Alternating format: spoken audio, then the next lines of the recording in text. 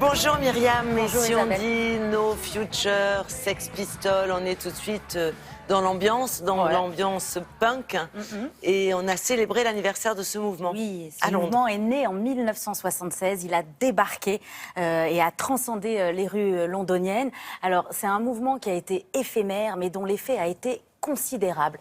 C'est un mouvement qui est né à un moment où le contexte social était tendu et à un moment où il ne se passait pas vraiment grand-chose au niveau culturel. Le mouvement punk a tout dégommé et a tout révolutionné. Révolutionné au niveau de la mode vestimentaire où on portait des pièces déchirées, rapiécées avec des épingles à nourrice.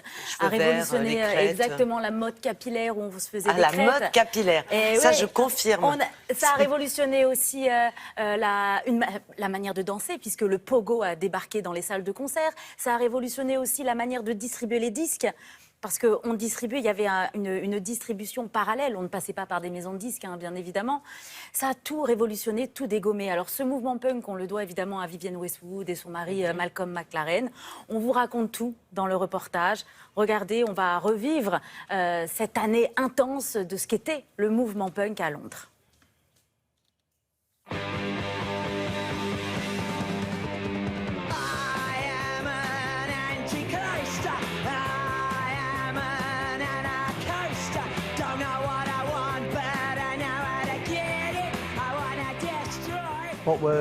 Cette exposition met en avant les grandes années du mouvement punk.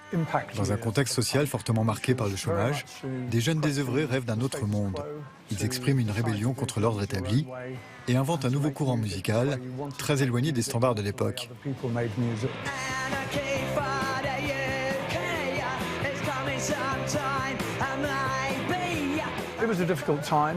Les temps étaient durs dans l'Angleterre du milieu des années 70. Le gouvernement était fragilisé par une crise économique sans précédent. Les quartiers populaires des grandes villes ont été le théâtre d'émeutes violentes. Ces tensions sociales ne laissaient guère d'espoir à la jeune génération. Les paroles des chansons punk étaient chargées de messages politiques. La jeunesse réclamait liberté et droit au travail. C'était un mouvement engagé.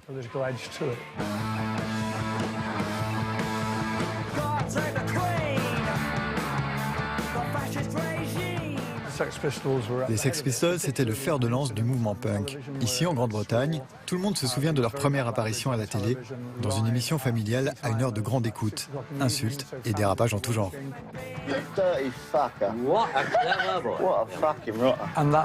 Une prestation qui a choqué, mais qui a également contribué à leur notoriété. Grâce à cette émission, les Sex Pistols sont devenus les porte-paroles de ce nouveau courant contestataire. Ils sont alors devenus les symboles du punk rock. « 1977, les Sex Pistols enregistrent God Save the Queen, titre provocateur et anti-monarchiste, l'année même où la reine Elisabeth fête ses 25 ans de règne. Personne ne sait comment la souveraine a réagi à cette chanson.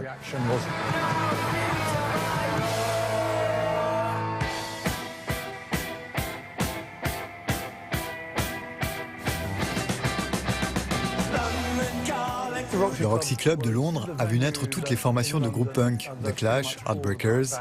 L'aventure de cet endroit devenu mythique n'a duré que 100 jours.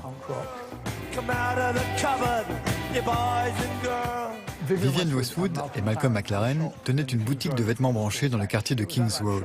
La boutique s'appelait Sex. Les vêtements qu'ils vendaient étaient provocateurs et les Sex Pistols adoraient les porter.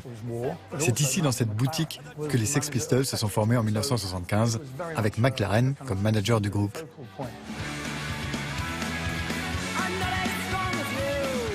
Aujourd'hui, l'esprit punk demeure. C'est un mode de vie pour certains, une curiosité pour d'autres. Ce mouvement punk aura marqué les esprits et reste une source d'inspiration pour beaucoup d'artistes.